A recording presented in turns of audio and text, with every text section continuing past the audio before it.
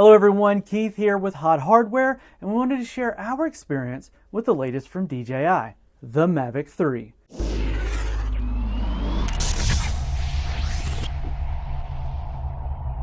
But before we go any further, I want to make absolutely sure that everyone watching knows this is not a toy drone or a play drone by any means.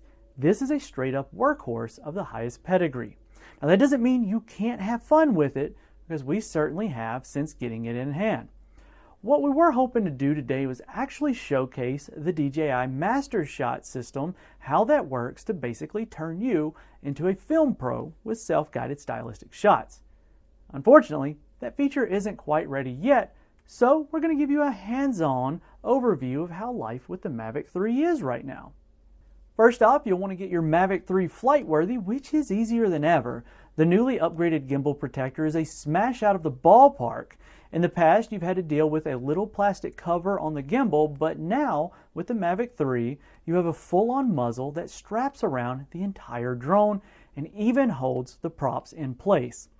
Once that's off, you simply unfold the arms, place the drone in the takeoff area, and power it on like you did with the old models, with the power button now on the battery located at the rear of the drone. Get your phone loaded into the DJI radio, connect the cable, and power it on. And bam, you're ready to get to the sky. Once you do take off, you'll likely notice the view is insanely clear, and that's thanks to the new 4/3 sensor on the Hasselblad camera suspended out front. There's also a telephoto lens on there for when you need to zoom in. Flight is smooth and flight time is long, well over 30 minutes in our experience. In normal mode, the Mavic 3 cruises at the 22 mph rate, but if you need to go faster, you can slap it into sport mode and disable all the safety measures and hit up to 46 mph, and everything in the way if you're not careful. But if you're going for those cinematic shots that you love so much, then you'll want to tone things down with the Cine option, and that tops out at around 15 mph, but it does give much more resolution to those stick movements. A major feature worth mentioning has got to be the collision avoidance system on board. I even tried flying it right at me to see what it would do. And rather than just stopping and staring at me, it calculated a flight path that avoided me and stayed on course, which is quite impressive. Okay, so a stationary object directly in front of the camera is one thing, but what if I wanted to fly through a thick of trees and follow a subject?